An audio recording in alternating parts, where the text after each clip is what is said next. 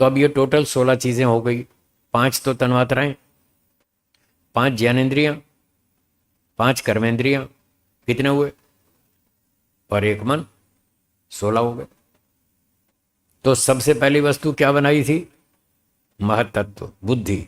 दूसरी अहंकार, और अहंकार के बाद 16, 16 और 2, इन 18 के बंडल का नाम है सूक्ष्म शरीर। अब ये सारा सूक्ष्म शरीर है, कुछ भी नहीं दिखता इसमें से, आपकी आंख से कुछ नहीं दिखता, इतना सूक्ष्म है। तो ये महर्षि कपिल जी कह रहे हैं जो चीजें आंख से नहीं दिखती उसका अनुमान से ज्ञान करो। आप निर्णय लेते हैं या नहीं? अगर निर्णय लेते हैं तो अनुमान लगाओ कि कोई इंस्ट्रूमेंट होगा जिससे निर्णय लेते हैं। बारीक चीज है। मैं, हाँ, हाँ, ठीक बात है। हाँ, ये नहीं आता ना पकड़ में। हाँ, ये सूक्ष्म विषय है। मन, बुद्धि, अहंकार, ये सारे तत्व सूक्ष्म हैं। इसलिए कहा था जो सूक्ष्म तत्व हैं आंख से नहीं दिखते, जो नहीं दिखते तो अनुमान लगाओ। जैसे हमने अनुमान लगाया था धुआं दिख रहा है, तो धुआं दिख रहा है तो आपने क्या अनुमान लगाया? आग जल रही है। आग तो नहीं दिख रही, अग्नि दिख नहीं रही है, सिर्फ धुआं दिख रहा है। दिखने वाले धुएं से न दिखने वाले अग्नि का अनुमान किया। तो ऐसे ही जो हम कार्य कर रहे हैं, फंक्शंस, वो तो दिख रहे हैं ना। फंक्शन तो दिख रहे हैं ना कि हम डिसीजन ले रहे हैं, हम निर्णय ले रहे हैं। इस फंक्शन को देखकर उसका अनुमान लगाओ कोई इंस्ट्रूमेंट होगा जिससे मैं ये निर्णय ले रहा हूं। क्या पेन के बिना लिख सकते हैं? अगर कोई लिख रहा है तो इसका मतलब उसके पास पेन है। एक बच्चे की आपने नोटबुक देखी, उसने होमवर्क कर रखा है, कुछ लिख रखा है, तो उसकी लिखाई को देखकर आप समझ जाएंगे हाँ इसके पास बढ़िया पेन है, बड़ी अच्छी लिखाई लिखता है, साफ सुथरी राइटिंग भी अच्छी है और पेन भी अच्छा है, कहीं पर वो स्मूथली लिख रहा है, बड़ी अच्छी लिखाई है, कहीं ब्रेक नहीं हो रही है स्याही। तो पेन की क्वालिटी भी आप समझ जाएंगे, बिना देखे समझ जाएंगे, उसका अनुमान कर लेंगे। तो दिखने वाली वस्तु के माध्यम से न दिखने वाली का अनुमान होता है, ये नियम है। इस नियम से जब हम ये देखते हैं कि हम निर्णय ले रहे हैं तो इसका अनुमान कर लेंगे कोई इंस्ट्रूमेंट है जिससे हम निर्णय ले सकते हैं। साधन के बिना हम कार्य नहीं कर सकते, जैसे पेन के बिना लिख नहीं सकते, आँख के बिना देख नहीं सकते, कान के बिना सुन नहीं सकते, तो बुद्धि के बिना निर्णय भी नहीं ले सकते। ऐसे अनुमान हो जाएगा कि हाँ बुद्धि है ज़रूर। ऐसे ही क्या मैं अपनी अनुभूति करता हूँ? हाँ करता हूँ। तो जब मैं अपनी अनुभूति कर रहा हूँ तो उसके लिए भी एक अलग साधन चाहिए, उसका नाम अहंकार है। ऐसे अनुमान करेंगे। क्या मैं विचार करता हूँ? हाँ विचार करता हूँ, तो उसके लिए भी एक साधन चाहिए, उसका साधन मन है। ऐसे अनुमान करते जाएंगे तो सारी सूक्ष्म चीज़ें भी समझ में आ जाएंगी कि मन एक चीज़ है, अहंकार दूसरी चीज़ है, बुद्धि तीसरी चीज़ है। एक व्यक्ति ने कहा आप इतने सारे साधन क्यों मान रहे हैं? अपनी तर्क वितर्क लगाते हैं लोग। एक व्यक्ति ने तर्क उठाया कि आप 3 क्यों मान रहे हैं, एक ही मान लो ना। उसी साधन से हम अपनी अनुभूति भी कर लेते हैं, उसी से हम सोच भी लेते हैं, उसी से हम निर्णय भी कर लेते हैं, सारे काम एक ही से मान लो। तो ऋषियों ने कहा अच्छा देख, किस किस साधन से आप देखते हैं? आंख से। और सुनते किससे? तो आंख से सुन भी लो ना, देख भी लो और सुन भी लो, 2 काम आंख से हो जाएंगे? नहीं होंगे ना। तो ऋषियों ने कहा जैसे देखने के लिए अलग साधन है, सुनने के लिए अलग साधन है, अलग अलग काम के लिए अलग अलग साधन है, ऐसे ही वो जो 3 काम है उसके लिए भी 3 साधन है। एक से 3 नहीं होंगे, 3 काम एक साधन से नहीं होंगे। अब ये बात ऊहा की थी, 1 से 3 भी होते हैं कहीं कहीं, और कहीं कहीं 1 से 1 काम भी होता है। तो कौन सी बात ठीक है? वहां फिर शब्द प्रमाण हमारी मदद करेगा, वेद। फिर ऋषियों ने ईश्वर से पूछा भाई आप बताओ 1 से 3 काम होंगे या 1 से 1 होगा? ईश्वर ने बताया एक इंस्ट्रूमेंट से 1 काम होगा। अब वेदों में लिखा है कि मन अलग है, बुद्धि अलग है, अहंकार अलग है। तब जाकर ऋषियों को कन्फर्म हो गया कि हाँ, तीन साधन हैं, तीन कार्य हैं, एक साधन से एक कार्य होता है। फिर एक साधन से कोई दूसरा कार्य भी होता है तो वो भी साथ साथ बता दिया। किसी किसी साधन से दो दो काम भी होते हैं, पर वो दो काम अलग है। जैसे उदाहरण के लिए बुद्धि है, तो बुद्धि का एक काम तो ये है, निर्णय लेने में जीवात्मा की सहायता करना। बोलिए, ठीक है। तो एक तो बुद्धि का रोल हो गया कि जीवात्मा उसकी सहायता से निर्णय लेता है। और फिर एक दूसरा काम भी बता दिया बुद्धि का ही। वो ये बताया कि जब आप सुख दुख भोगेंगे तब बुद्धि आपकी सहायता करेगी। सुख दुख भोगने में भी सहायता करती है, ये इसका दूसरा रोल है। जैसे एक उदाहरण, एक बड़ा अच्छा हलवा है, देसी घी का, गाय के घी का, शुद्ध बढ़िया ताज़ा बना हुआ गर्मा गर्म हलवा, मीठा स्वादिष्ट। अगर आप उस हलवे को खाएंगे, मीठा हलवा ताज़ा बना हुआ, और वही हलवा एक गाय भी खावे, तो आपको जितना हलवे में आनंद आएगा उतना क्या गाय को आएगा? नहीं आएगा ना। अंतर है ना। हलवा तो वही है, दोनों को एक ही कढ़ाई में बना हुआ हलवा दिया गया। फिर गाय को कम स्वाद आ रहा है, मजा कम आ रहा है उसको, मनुष्य को अधिक आ रहा है। क्यों? बुद्धि का फर्क है। गाय की बुद्धि घटिया स्तर की है, मनुष्य से घटिया है, और से तो अच्छी है, कईयों से अच्छी भी है, पर मनुष्य की तुलना में गाय की जो बुद्धि है उसका स्तर डाउन है। मनुष्य की बुद्धि का स्तर गाय से ज़्यादा ऊंचा है। तो जिसकी बुद्धि की क्षमता ज़्यादा अच्छी है, उसका ब्रेन, मस्तिष्क अच्छी क्वालिटी का है, तो वो ज़्यादा सुख ले पाएगा। ऐसे ही एक 3 क्लास पढ़ा हुआ मजदूर है और एक पीएचडी पढ़ा हुआ विद्वान है, दोनों को हलवा खिलाओ, जितना हलवे का मजा पीएचडी वाला लेगा उतना तीसरी क्लास वाला मजदूर नहीं ले पाएगा। उसमें भी फर्क होगा, भले ही दोनों मनुष्य हैं, उनकी बुद्धि में अंतर है। सोचिएगा, आज तो पल्ले मुश्किल है, कम पड़ेगा, पकड़ में आएगी बात। इस पर विचार कीजिएगा, धीरे धीरे समझ में आएगा। बोलिए।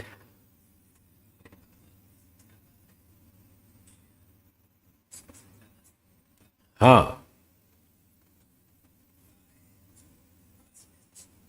हाँ, ठीक है, वो ज़्यादा निकाल लेगी, मनुष्य नहीं निकाल पाएगा।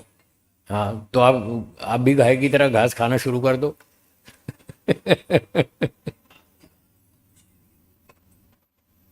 हाँ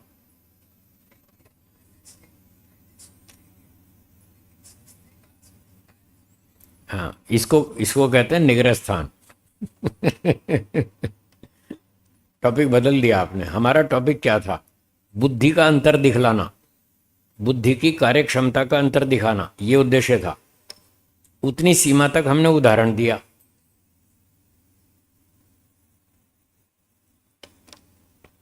कोई भी उदाहरण 100% साध्य के तुल्य नहीं होता। यह नियम पहले कई बार बता चुका हूं, न्याय दर्शन का नियम है।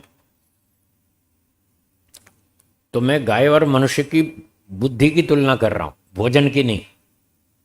आपने भोजन की तुलना में टॉपिक चेंज कर दिया, हलवा और घास बना दिया। मैं हलवे और घास की तुलना नहीं कर रहा। एक ही भोजन हलवा गाय भी खावे और मनुष्य भी खाए, दोनों की बुद्धि में फर्क है, इसलिए दोनों अपनी अपनी क्षमता के अनुसार उसका सुख ले पाएंगे। मैं ये कहना चाहता हूं। तो जैसे मनुष्य, उसके पास बुद्धि ऊंची स्तर की है, उसका ब्रेन भी उच्च स्तर का है। जितनी अच्छी क्वालिटी का ब्रेन मनुष्य के पास है, उतनी अच्छी क्वालिटी का गाय के पास नहीं है। इसलिए बुद्धि इस ब्रेन की सहायता से बड़ी आउटपुट निकालेगी। और बुद्धि तो गाय के पास भी वैसी ही है जैसी मनुष्य के पास है, महतत्व, उसमें कोई फर्क नहीं है। ब्रेन में फर्क है, जो स्थूल शरीर का पोर्शन है ब्रेन, उसमें अंतर है। तो ये ब्रेन भी और बुद्धि दोनों मिलके काम करते हैं, दोनों मिलके काम करते हैं। हैं? हाँ हाँ, जैसी जाति मिली शरीर की, उसका ब्रेन भी वैसा ही होगा, उसी लेवल का, तो आउटपुट भी वैसी आएगी। तो बुद्धि दोनों की सेम है, गाय की भी और मनुष्य की भी, महतत्व सेम है, लेकिन ब्रेन में डिफरेंस है, मस्तिष्क का अंतर है। तो मनुष्य का मस्तिष्क बहुत हाई क्वालिटी का है, बहुत उच्च स्तर का है, इसलिए उसमें बहुत अच्छी आउटपुट आती है। तरह तरह के आविष्कार ये मनुष्य कर सकता है। कोई गाय, घोड़ा, कुत्ता, गधा, किसी ने टेलीफोन बनाया हो आज तक तो बताइए? वो करोड़ों साल में भी टेलीफोन नहीं बना पाएंगे।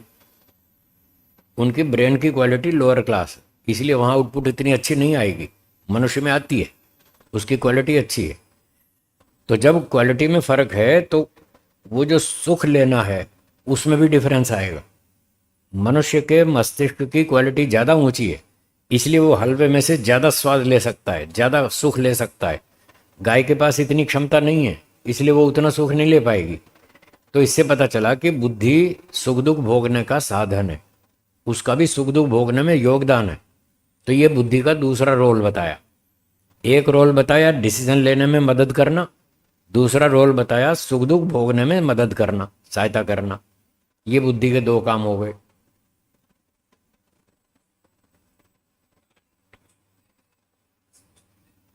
हाँ, हाँ ठीक है।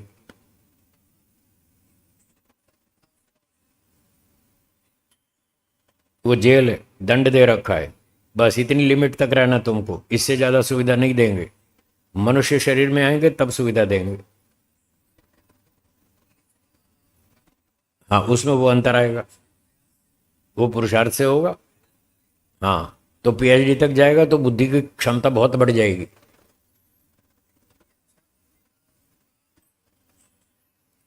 बस सबसे ज़्यादा वही अवसर है मनुष्य शरीर में।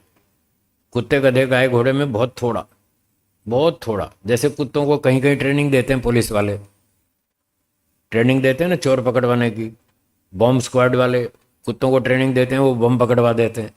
तो उनको कुछ दो चार बातें सिखाई जा सकती हैं, बस इससे ज़्यादा वो नहीं सीख पाते। घोड़ा है, कुत्ता है, हाथी है, शेर है, उसको सर्कस में ले जाते हैं, कुछ कुछ सिखा देते हैं उसको, वो दो चार एक्टिंग कर देता है, बस उसको सर्कस वाले पैसे कमा लेते हैं। तो मतलब वो थोड़ा थोड़ा वो भी सीख पाते हैं, बहुत ज़्यादा नहीं।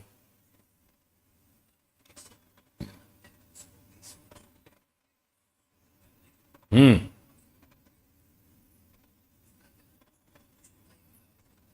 ठीक है, बिल्कुल करेगी। पिछली मेहनत की है वो साथ चलेगी। पिछली जो मेहनत की, जितना उसने पॉलिश किया बुद्धि को, उतनी बुद्धि उसके साथ चलेगी और उतनी उसको सहायता देगी आगे, बिल्कुल देगी।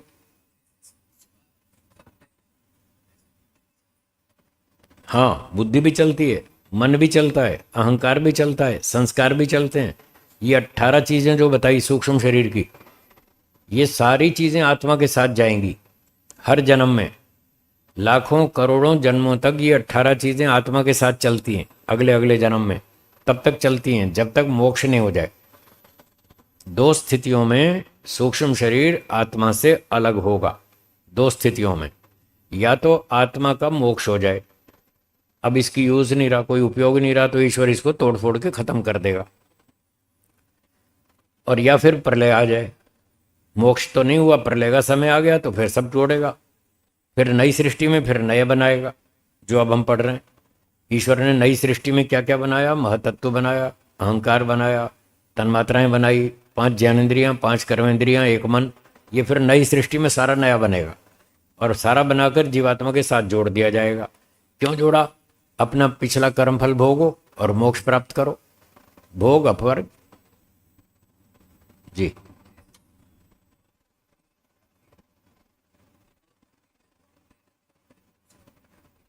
हम्म। हम्म। अहंकार में ऐसा कोई पॉलिश वाला काम नहीं ना, मन बुद्धि में है। हम्म।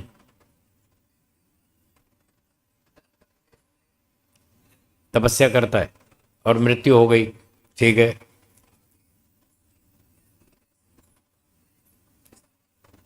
इंद्रियां तो वैसी ही रहती हैं, वो खराब नहीं होती, ना वो पॉलिश होती है ना खराब होती हैं।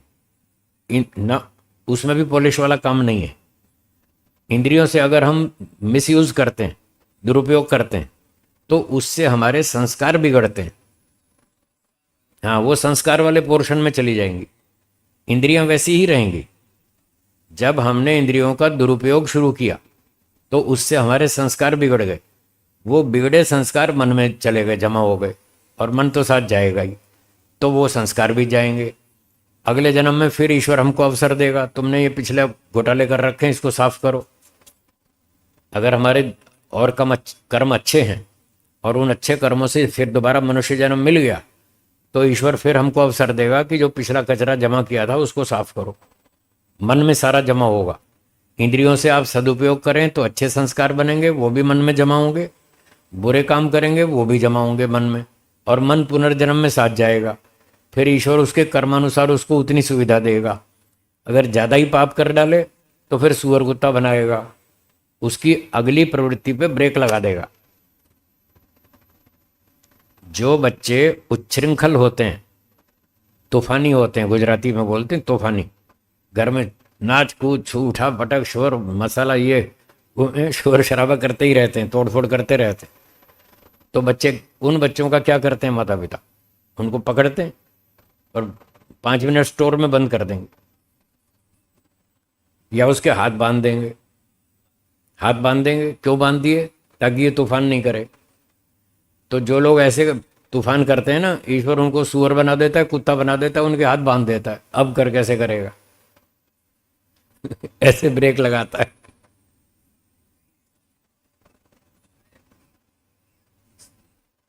घिसती हैं, वो सभी की होती है। जो चीज बनेगी वो घिसेगी, मन भी घिसेगा, बुद्धि भी घिसेगी, पर ये कब घिसेगी? 4 अरब 32 करोड़ वर्ष में घिसेगी। ये शरीर तो 70-80 साल में घिस जाता है, इसकी उम्र थोड़ी है 70-80-100। सूक्ष्म शरीर की उम्र 4 अरब 32 करोड़ वर्ष। इतने समय तक धीरे धीरे धीरे थोड़ा थोड़ा थोड़ा घिसता है। अब वो आपकी जिम्मेदारी है, आप जल्दी से मोक्ष में जाओ। क्यों घिसा रहे हो इतना? आप देर क्यों लगा रहे हो? वो तो आपकी जिम्मेदारी है। अब 2 अरब साल होने वाले, अब 2-4 जन्म तपस्या करो, फटाफट मोक्ष में जाओ। क्यों प्रलय की प्रतीक्षा कर रहे हैं? फिर जब तक आप मेहनत नहीं करेंगे और तब तक ये घिस जाएंगे, फिर बाद में शिकायत करेंगे, साहब अब तो सारे साधन घिस गए, अब मोक्ष तो होगा नहीं। पर नहीं होगा तो इसकी जिम्मेदारी तुम पर है। क्यों लेट किया आपने? इतना अवसर दिया था, तब करते ना फटाफट। तो जो बुद्धिमान ऋषि लोग थे, उनमें लाखों लोग थे जिन्होंने खूब तपस्या की और फटाफट निकल लिए मोक्ष में, और हम अभी तक बैठे। हाँ, स्थूल शरीर में तो गोलक घिसते हैं। हाँ, और सूक्ष्म शरीर में वो इंद्रियां तो बताया ना, करोड़ों साल बाद थोड़ी थोड़ी थोड़ी थोड़ी घिसेंगी, बहुत कम घिसेंगी। ये गोलक की, हाँ गोलक की खराबी है। हाँ, गोलक की खराबी, ऑपरेशन करके वो ठीक कर देते। मोतिया आ गया, मोतियाबिंद, ये गोलक में खराबी आई है, मूल इंद्रिय में नहीं आई। उसमें तो करोड़ों साल के बाद जाके मामूली सी घिसावट होगी। और इस आंख में जो मोतियाबिंद आ गया, ये गोलक में खराबी आई, तो वो लेजर से आजकल ऑपरेशन कर देते हैं मोतियाबिंद का, फिर आंख ठीक हो जाती है। गोलक ठीक हो गया, फिर ठीक दिखने लगा। ऐसा। चलिए 10 बज गए, बोलिए, प्रश्न बोलिए। हम्म।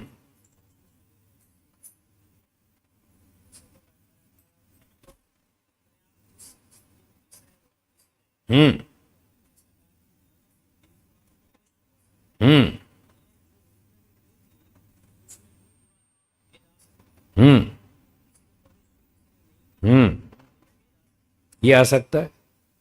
जैसे अब ये शास्त्र बता रहा है तत्व ज्ञान प्राप्त करो। मोक्ष का उपाय क्या है? विवेक, विवेक ख्याति तत्व ज्ञान। तो आप 10-20-50 लोग विवेक प्राप्त कर लेंगे तो बुद्धि पॉलिश हो रही है, चमक रही है, बुद्धि की कार्य क्षमता निखर रही है, और बुद्धि बढ़िया डिसीजन लेगी। आत्मा लेगा, बुद्धि की क्वालिटी अच्छी हो जाएगी। जैसे छुरी की धार लगाते हैं, छुरी को घिस घिस के उसकी धार तीखी कर लेते हैं, तो ऐसे ही शुभ कर्मों से, उत्तम आचरण से, ध्यान उपासना से, परोपकार से, शास्त्रों के अध्ययन से बुद्धि की धार लगती है और बुद्धि फास्ट हो जाती है, तीखी हो जाती है, बढ़िया डिसीजन लेती है और आदमी 2-4 जन्म में फटाफट मोक्ष में जा सकता है।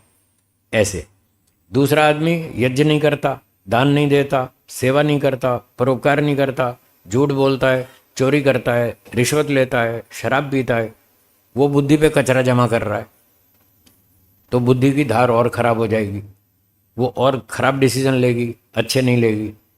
तो इस तरह से इन शुभ कर्मों से बुद्धि को पॉलिश किया जाता है, अशुभ कर्मों से उस पर कचरा बिठाया जाता है। तो अब जो कचरा बिठाएगा तो उसकी बुद्धि की आउटपुट बेकार हो जाएगी, खराब हो जाएगी, और जो शुभ कर्म कर करके बुद्धि को साफ करेगा, चमकाएगा, उसकी आउटपुट अच्छी हो जाएगी, वो मोक्ष में जाएगा।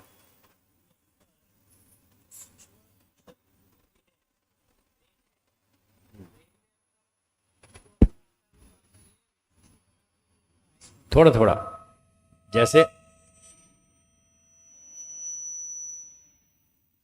आपने कार खरीद ली,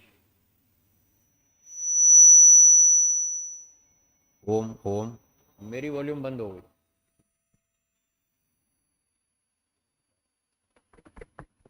ओम ओम, हाँ थोड़ी और बढ़ाई, थोड़ी सी, दूसरी वाली कम करो, दूसरी वाली, इसकी कम कर दो, ओम ओम, बस ठीक है।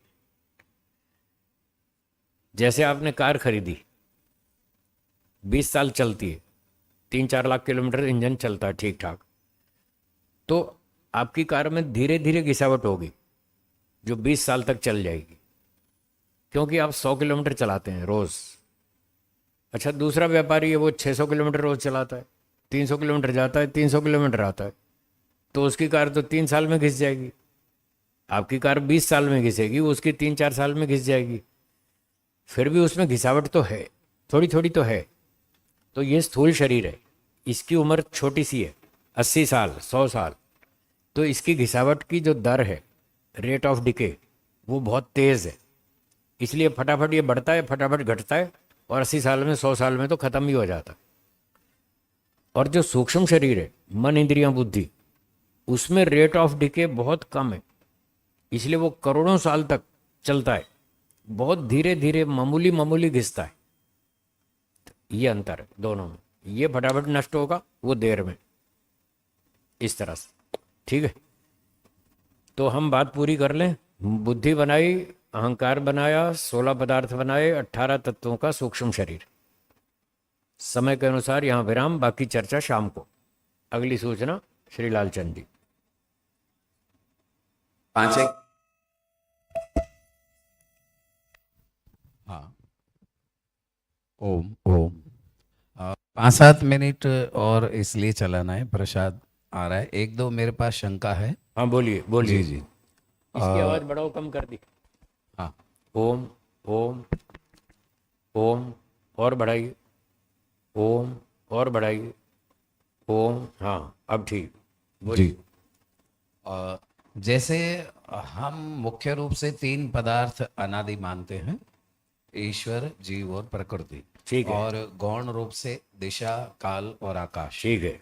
तो अब स्वामी जी, सूर्य की जो किरण या सूर्य का जो प्रकाश है, तो वो जो प्रकाश है या किरण है, उसको प्रकृति ही मानेंगे? हाँ, प्रकृति मानेंगे, प्रकृति, प्रकृति से ही बना है वो। प्रकृति से ही बना है। जी, और फिर उसमें वो साकार वाला गुण भी मानेंगे? हो मानेंगे। सकता है, मानेंगे। आंख से दिखता है वो साकार है। साकार तो वो भी है जो आंख से नहीं भी दिखता है। जी प्रकृति भी साकार है, बहुत सूक्ष्म है, हमारी इस आंख से नहीं दिखती, जी लेकिन उसमें आकार तो है। यदि प्रकृति में आकार न हो, वो निराकार हो, जी। तो निराकार से जो वस्तु बनेगी हम्म, वो साकार कैसे हो जाएगी? साकार भी हो। तो यही तो अनुमान प्रमाण है। कारण वस्तु के गुण, कार्य वस्तु के गुण दोनों के एक जैसे होते हैं, जी एक समान होते हैं। इस नियम से यदि सृष्टि, कार्य जगत साकार है, तो इस कार्य को देख के कारण का अनुमान कर लो, वो भी साकार है। अभाव से भाव की उत्पत्ति होती नहीं। तो यदि प्रकृति में आकार का अभाव होता तो कार्य जगत में भी आकार गुण नहीं आना चाहिए, वो भी उसका भी अभाव होता।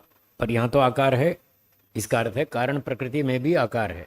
तो सूर्य का जो प्रकाश है उसका भी आकार माना जाएगा। अब सुनिए, आप पूछ रहे हैं सूर्य का जो प्रकाश है उसका आकार माना जाएगा, तो इसका उत्तर है जो आकार शब्द है ये गुणवाचक है, अर्थात ये गुण है।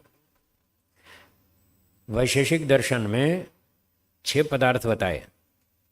द्रव्य, बोलिए, द्रव्य, गुण, कर्म, कर्म, सामान्य, सामान्य, विशेष, विशेष, समवाय, समवाय। 6 पदार्थ, ठीक है ना। जी।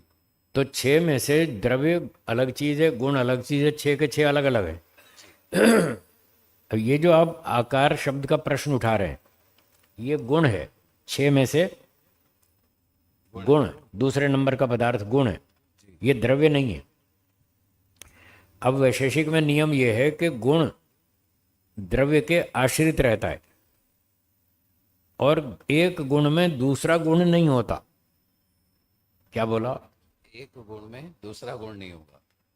गुण को गुण धारण नहीं करेगा, द्रव्य धारण करेगा। जैसे गर्मी है, एक एग्जाम्पल, गर्मी एक गुण है, इस गर्मी गुण को अग्नि द्रव्य धारण करता है। गर्मी अग्नि को छोड़कर अकेली नहीं रह सकती, द्रव्य के आश्रित रहेगी, द्रव्य के सहारे से रहेगी। तो जैसे गर्मी एक गुण है, वो द्रव्य अग्नि के सहारे से रहता है, तो आकार भी एक गुण है, वो भी किसी द्रव्य के सहारे से रहेगा, गुण के सहारे गुण नहीं रहता। अब आप जो कह रहे हैं कि जो सूर्य की प्रकाश है क्या ये भी साकार है? तो प्रकाश स्वयं एक गुण है और आकार भी गुण है, तो आकार गुण प्रकाश में नहीं होगा क्योंकि गुण में गुण नहीं रहता, गुण में गुण नहीं रहता, द्रव्य में रहता है। तो द्रव्य के बारे में तो ये वाक्य बोल सकते हैं, सूर्य द्रव्य है तो सूर्य में आकार है, ये ठीक है, ये बोल सकते हैं। पर प्रकाश में आकार है ये नहीं बोल सकते क्योंकि प्रकाश तो स्वयं गुण है, प्रकाश एक गुण माना जाए। एक गुण है। तो जो किरणें हैं, किरण, हाँ वो द्रव्य है, वो द्रव्य है, उसमें सूक्ष्म आकार रहेगा, उसमें सूक्ष्म आकार रहेगा। हाँ द्रव्य में रहेगा। जो किरण द्रव्य है, मटेरियल, उसके जो एटम्स हैं, हाँ। सूर्य के परमाणु जो आ रहे हैं अग्नि तत्व के, उसमें आकार है। लाइट में आकार नहीं है, लाइट तो गुण है। गुण में आकार नहीं होगा, लेकिन गुण जिसमें आश्रित है उस द्रव्य हाँ का उसमें आकार, होगा, उस द्रव्य का आकार। द्रव्य में होगा।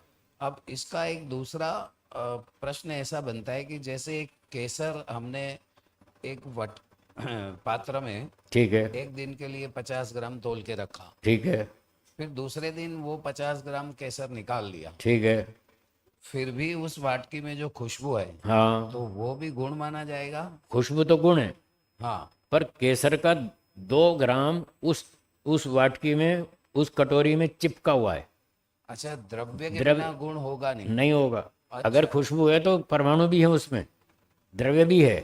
पूरा साफ नहीं किया आपने, पूरा साफ नहीं हुआ। हाँ साफ नहीं हुआ ना, पूरा 50 ग्राम पूरा नहीं निकला, 48 ग्राम निकला, 2 ग्राम अभी भी चिपका हुआ है कटोरी में, जिसके अंदर वो खुशबू है और वो खुशबू उसमें से आ रही है। डाली पर फूल लगाए और आप 6 इंच की दूरी पर गए फूल से, 8 इंच की दूरी पर आपको खुशबू आई, तो सिर्फ खुशबू नहीं आ रही है, उसके कण भी आ रहे हैं। खुशबू तो गुण है, वो द्रव्य के आश्रित है। तो फूल से सूक्ष्म कण हैं जो हवा में उड़ के आ रहे हैं, वो आपकी नाक में जा रहे हैं, उन कणों में खुशबू है, जो गंध गुण है वो कणों पर आश्रित है। ऐसे द्रव्य के बिना अकेला गुण नहीं रहता, ये शास्त्र का नियम है, द्रव्य के बिना अकेला नहीं रहेगा। नहीं रहेगा। तो एक फूल डाली पर लगा हुआ है, एक, मान लो डाली पर एक फूल हाँ है फूल लगा हुआ है, और 50 जन वहां से निकलकर उसकी खुशबू लेते हैं, हाँ तो जितना 50 जन ने खींचा हाँ उतना उस फूल में कम होगा। कम होगा, यस बिल्कुल कम होगा। वो माइक्रो लेवल पे चले। हाँ वो माइक्रो लेवल पे चलता है, हमको पता नहीं चलता, दिखता नहीं है, उसका बहुत कोई छोटे छोटे सूक्ष्म कण आते हैं निकल के। अपन उसको ठीक से पकड़ ग्राम में या ऐसा जल्दी से पकड़ नहीं हाँ पाए। नहीं पकड़ पाएंगे, लेकिन नियम ये कहता है द्रव्य जरूर है, जहाँ गुण है वो द्रव्य का आश्रित है। बिल्कुल, ये तो पक्का अगर नियम है। सुगंध गुण है हाँ तो वो फूल का जो कुछ न कुछ अंदर मटेरियल होगा बिल्कुल होगा, उसके ऊपर आश्रित होगा। उस पर आश्रित होगा। जी जी जी। आपके अंदर इच्छा है जी है। इच्छा एक गुण है, जी। ये हवा में नहीं रहती है, आत्मा में रहती है। तो आत्मा मतलब आत्मा नाम का एक द्रव्य है जिसमें इच्छा रहती है। हम्म। इससे आत्मा द्रव्य सिद्ध हो गया, क्योंकि गुण अकेला नहीं रहता, किसी न किसी द्रव्य में रहता है। तो आपके अंदर इच्छा एक गुण है, द्वेष है, प्रयत्न है, ज्ञान है, ये सारे गुण जिसमें रहते हैं वो द्रव्य आत्मा है। तो जो शब्द है, ध्वनि, वो भी गुण है, शब्द भी गुण है, उसका द्रव्य। आकाश है, अच्छा, तो आकाश के सारे से रहता है। सारे से रहता है। गंध फूल के सारे से रहती है, खटास नींबू के सारे से रहती है। तो शब्द खींचेगा हाँ, तो आकाश भी आएगा अंदर। आकाश तो व्यापक है, आकाश व्यापक है, आकाश व्यापक है, तो उसमें वो वाली बात नहीं आएगी। वो नहीं आएगी। वो शब्द गुण रहेगा तो आकाश में रहेगा। द्रव्य उसका आकाश है। आकाश है, आधार द्रव्य आकाश है, और आकाश व्यापक है, इसलिए आकाश गति नहीं करेगा, शब्द गति करेगा। अच्छा, आकाश सब जगह उपस्थित। आकाश तो व्यापक है सब जगह पहले से ही। ठीक है, चलो, बहुत अच्छी बात। हाँ, आपका अब प्रसाद आ गया? प्रसाद आ गया। चलो ठीक। अंतिम प्रश्न। हाँ बोलिए। गुण और गुणी, योग दर्शन पढ़ेंगे तो एक हैं, वैशेषिक पढ़ेंगे तो दो हैं। ये लंबी बात है, फिर बताएंगे समय हो रहा है, फिर बताएंगे। ठीक। अब शांति पाठ के साथ इस को विराम देते हैं। लेकिन जितने भी प्रश्न अगर हैं तो शाम को हमको एक और अवसर है, 7 से 9 की कक्षा लगेगी और पूज्य स्वामी जी महाराज हमारे बीच उपस्थित होंगे। इनकी तीव्र इच्छा है, चलो आ जाओ स्वामी जी, एक प्रश्न करना है इनको। हाँ बोलिए, आ जाओ। बोलिए बोलिए। नहीं तो स्वामी जी नमस्ते। नमस्ते। ये जो सतरजस्तंभ महातत्व से सारा दृश्य जगत या सृष्टि निर्माण हुआ, उसमें जो पदार्थ हैं, पदार्थ के अंदर के जो गुण हैं, वो मूल प्रकृति वही है। मूल प्रकृति है सत्वरजतम, हाँ, उसका नाम है मूल प्रकृति, जो दिखाई नहीं देता। जो दिखता नहीं है, बहुत सूक्ष्म है। अब सृष्टि के अंदर जितने भी गुण आपको दिख रहे हैं, रूप, रंग, आकार, भार, गंध, स्पर्श आदि आदि आदि जितने भी गुण दिख रहे हैं, ये सारे के सारे प्रकृति में। अगर वहां ना हो तो सृष्टि में नहीं आ सकते, अभाव से भाव होता नहीं। नहीं। अगर कार्य वस्तु में कोई गुण है तो कारण में निश्चित रूप से है। आपने हलवा खाया, मीठा लगा, तो आपने समझ लिया कि चीनी डाली है, कोई ना कोई मीठी चीज डाली है जिसकी वजह से हलवा मीठा हुआ। और आपने फिर दूसरा एक बर्तन में था, वो चख के देखा, वो नमकीन था, तो आप समझ गए इसमें नमक डाला है। तो जैसे गुण कारण में होंगे वैसे कार्य में आएंगे। कार्य को देखकर हम कारण के गुणों का अनुमान कर लेते हैं, यही तो न्याय दर्शन है। वो हमको समझाता है कि कैसे हम अनुमान से कितनी सारी बातों को जान लेते हैं। कारण से कार्य का अनुमान लगाते हैं, कार्य से कारण का अनुमान लगाते हैं, कई तरह से अनुमान लगाते हैं। तो इस प्रकार से प्रकृति में वो सारे गुण हैं जितने यहाँ जगत में हमको उपलब्ध हो रहे हैं, वो सारे गुण प्रकृति में हैं। और वो प्रकृति सत्वरजतम 3 तरह के पार्टिकल्स का भंडार है। जी। ठीक, चलिए बाकी शाम को करेंगे चर्चा। अब एक छोटी दान की सूची है, उसको फिर हम विराम की ओर जाएंगे।